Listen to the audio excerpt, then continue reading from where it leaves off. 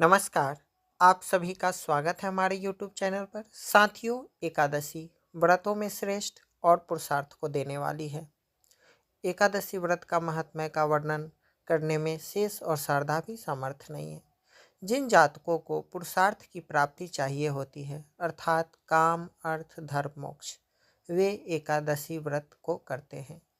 एकादशी व्रत व्रतों में श्रेष्ठ है। जिनको भगवान की अनुपम भक्ति चाहिए, उन्हें तो एकादशी का व्रत अवश्य ही करना चाहिए। वास्तव में देखा जाए तो एकादशी व्रत निष्काम भाव से करनी चाहिए, भगवत प्रसन्नता की दृष्टिकोण से। यदि हम भगवान की प्रसन्नता के लिए एकादशी व्रत करें तो इससे बढ़कर के कोई उपाय ही नहीं है जो भगवान के करीब ला सके साधक को। दशमी से लेकर के द्वादशी पर्यंत एकादशी व्रत का अनुष्ठान चलता है, अर्थात त्रिदिवसीय 3 दिन तक चलने वाला यह व्रतों में श्रेष्ठ एकादशी है।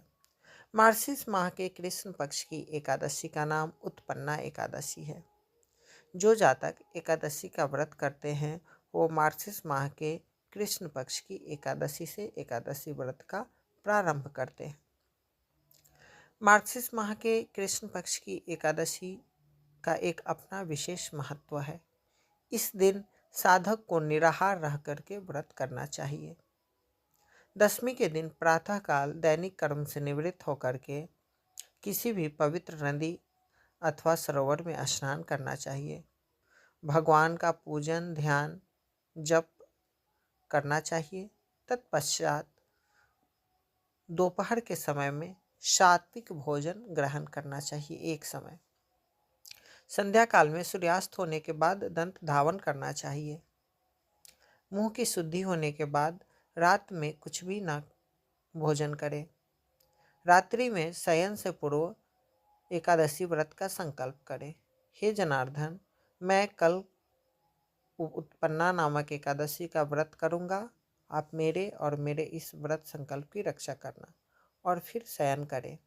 प्रातःकाल एकादशी वाले दिन नित्य कर्म से निवृत्त होकर के किसी भी पवित्र नदी में स्नान करें।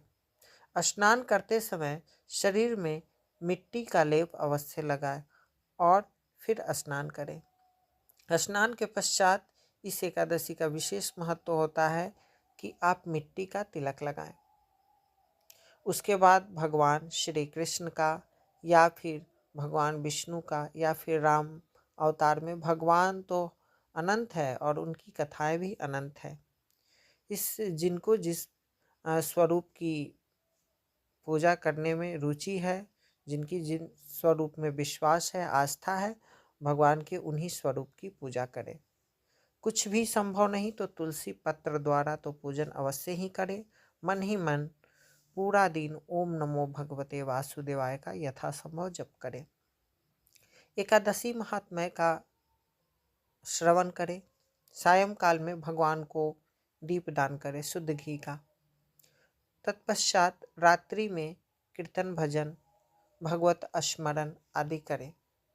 हो सके तो रात्रि जागरण करें, क्योंकि एकादशी में रात्रि जागरण का विशेष महत्व होता है। और जो साधक रात्रि जागरण कर व्रत को पूर्ण करते हैं, उनका व्रत पूर्ण होता है, सफल होता है, 100% उसका परिणाम मिलता है। और द्वादशी को प्रातःकाल फिर दैनिक कर्म से निवृत्त होकर के भगवान का पूजन करें। किसी योग्य ब्राह्मण को भोजन कराएं। फिर भगवान सूर्य देवता का ध्यान करके, दर्शन करके उनसे प्रार्थना करें कि व्रत के दौरान यदि कोई त्रुटि हुई हो तो आप मुझे क्षमा करें और मेरे व्रत को पूर्ण करें। फिर आपको व्रत का पालन करना चाहिए और शुद्ध भोजन ग्रहण करना चाहिए। इस प्रकार जो व्यक्ति एकादशी व्रत का नियम करता है, अनुष्ठान करता है, उसे भगवान की विशेष कृपा प्राप्त होती है। यह लोक के सभी सुखों को पाता है और अंत काल में वैकुंठ को प्राप्त होता है। चलिए हम आपको एकादशी महात्म्य का वर्णन आपको संक्षिप्त में करते हैं। ये जो उत्पन्ना एकादशी है, पद्म पुराण में धर्मराज युधिष्ठिर के द्वारा भगवान श्री कृष्ण से पुण्यमयी एकादशी तिथि की उत्पत्ति के विषय पर पूछे जाने पर उन्होंने बताया कि सतयुग में मूढ़ नामक भयंकर दानव ने देवराज इंद्र को पराजित करके जब स्वर्ग पर अपना आधिपत्य जमा लिया, तब सब देवता महादेव जी के पास पहुँचे।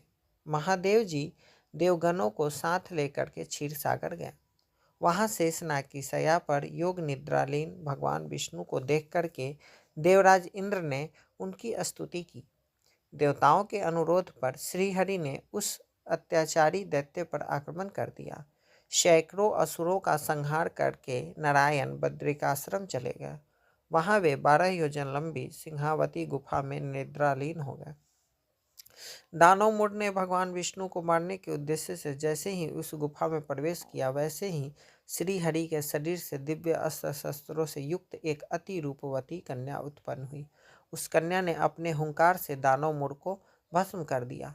नारायण ने जगने पर पूछा तो कन्या ने उन्हें सूचित किया कि आतताई दैत्य का वध उसी ने किया है। इससे प्रसन्न होकर के भगवान विष्णु ने एकादशी नामक उस कन्या को मनोवांछित वरदान देकर उसे अपनी प्रिय तिथि घोषित कर दिया।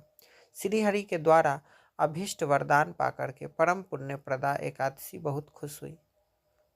जो मनुष्य एकादशी का उपवास करता है वह मरणोपरांत वैकुंठ को प्राप्त होता है। एकादशी के समान पापनाशक व्रत दूसरा कोई नहीं। एकादशी महात्म्य को सुनने मात्र से सहस्त्र गोदानों का पुण्य फल प्राप्त होता है। जो इस व्रत को करते हैं उनका पुण्य का तो वर्णन ही नहीं किया जा सकता। एकादशी में उपवास करके रात्रि जागरण करने से व्रती को श्रीहरि की विशेष कृपा प्राप्त होती है। उपवास करने में असमर्थ एकादशी के दिन अन्न का परित्याग कर दे तो यह बहुत उत्तम होता है। एकादशी में अन्न का सेवन वर्जित है। यह साधक के पुण्य का नाश करता है तथा भारी दोष भी लगता है अन्न भोजन में सेवन करने का। ऐसे लोग एकादशी के दिन फल आदि खा करके भी रहें तो इससे वे दोष एकादशी के दिन अन्न खाने वाले दोष से बचते हैं। एकादशी का व्रत समस्त प्राणियों के लिए अनिवार्य बताया गया है। यह अक्षय पुण्य को देने वाला और समस्त पापों का नाश करने वाला है। जो व्यक्ति एकादशी व्रत को करते हैं वह दिव्य फल को प्राप्त करते हैं। इसी आशा के साथ इजाज़त चाहूँगा, फिर नई जानकारी के साथ लौटूंगा। नमस्कार, धन्यवाद।